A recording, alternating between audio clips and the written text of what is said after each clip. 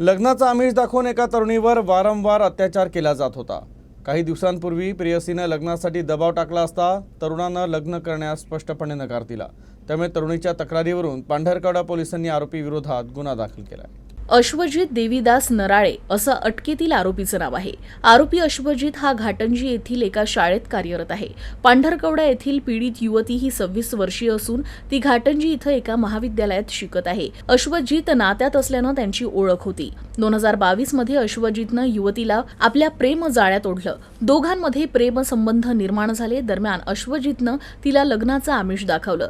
त्यामुळे अश्वजित तिच्या बहिणीच्या घरी बहीण नसताना ये जा करू लागला। यावेळी तिच्या घरी कुणीही नव्हते तेव्हा त्यानं तिच्याशी शारीरिक संबंध देखील प्रस्थापित केले।